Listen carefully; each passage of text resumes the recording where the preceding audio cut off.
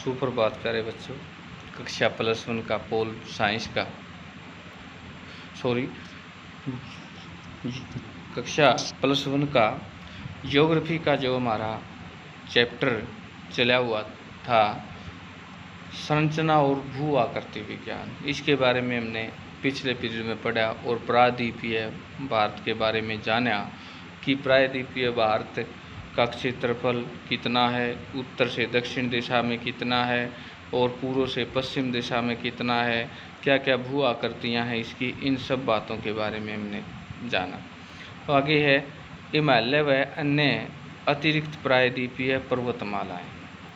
कठोर एवं शीतल प्रायद्वीपीय खंड के विपरीत हिमालय और अतिरिक्त प्रायद्वीपीय पर्वतमालाओं की भूवैज्ञानिक संरचना तरुण और दुर्बल और लचीली है।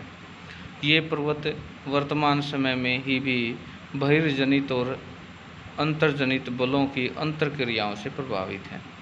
इसके परिणाम स्वरूप इसमें वलय, भ्रंश और अक्षेप यानी ये पर्वतों की श्रृंखलाएं हैं।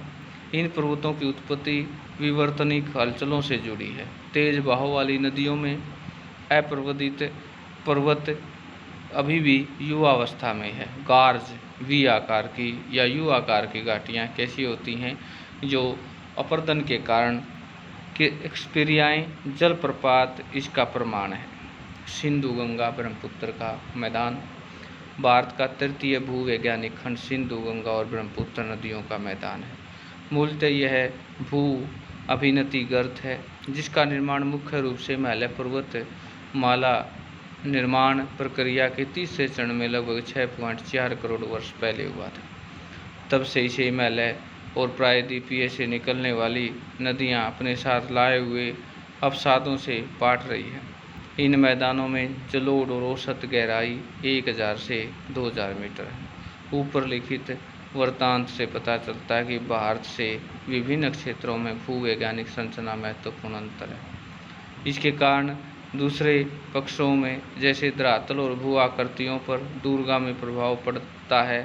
भारतीय उपमहाद्वीप में भूवैज्ञानिक भू आकृतिक प्रक्रियाओं से का यहाँ भूकृतिक एवं उच्चावच महत्वपूर्ण प्रभाव पाया जाता है।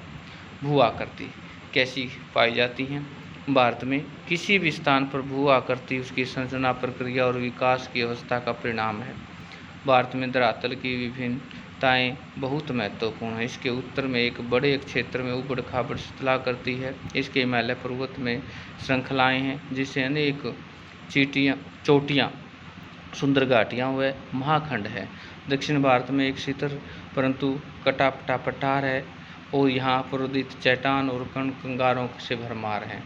बार बार बताया जाता है आपको कि मैप को माइंड में बिठाएं और उस मैप में नज़र घुमाएं कि बुक क्या क्या बता रही है। इन दोनों के बीच उत्तर भारत का विशाल मैदान है। मोटे तौर पर भारत के निम्नलिखित भू आकृतियों में बांटा जाता है। सबसे पहला है उत्तर और उत्तरी पूर्वी पर्वतमाला। उत्तरी भारत का मैदान, प्रायद्वीपीय पठार, भारतीय मरुस्थल, तटीय मैदान, द्वीप समूह, इन सभी बातों पर एक एक करके चर्चा करेंगे। उससे पहले हमारे सामने जो मैप है इस पर ध्यान देखें। पर्वत श्रृंखलाएं भारत की उच्चावच का मतलब है कि कौन से समुद्र तल से जिनकी 900 मीटर ऊंचाई है या फिर 600 से 900 है, 300 से 600 है, इंडेक्स में दिखाई गई 0 से 300 है, शिखर है, ये चोटियाँ हैं मुख्य और पर्वत श्रृंखलाएँ। प्यारे बच्चों, ये +2 में भी आता है मैप पर आधारित क्वेश्चन और +1 में भी। तो आशा है कि ये पर्वत श्रृंखलाएँ आप मैप के अकॉर्डिंग सभी की सभी अपने दिमाग में बिठा लेंगे और आपके पास या एटलस या जो भी मैप पे से रिलेटेड चार्ट वगैरह या जो भी आपकी सहायक सामग्री है उसके माध्यम से आप इनको खोजने का प्रयास करेंगे कि कहाँ पर काराकोरम दर्रा है, चोटी है, कहाँ पर माउंट एवरेस्ट है, कहाँ पर धौलागिरी है, कहाँ पर अन्नपूर्णाएँ हैं। ये सारी पहाड़ियाँ श्रृंखलाएँ आप ढूंढेंगे। सबसे पहले है उत्तर तथा उत्तर पूर्वी पर्वतमालाएँ।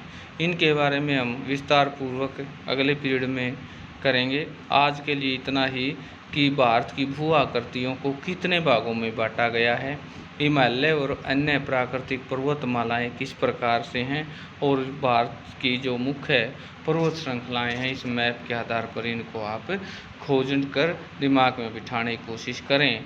आशा है ये सारी चीज़ें समझ में आ रही होंगी। और कल फिर हम जब हमारा जो प्रश्न बनेगा यानी नेक्स्ट पीरियड में कि भू आकृतियाँ उत्तर और उत्तर पूर्वी पर्वतमाला, उत्तरी भारत का मैदान, प्रायद्वीपीय पठार, भारतीय मरुस्थल, तटीय मैदान और द्वीप समूह, इन मुख्य बिंदुओं पर हम चर्चा करेंगे। तो आज के लिए इतना।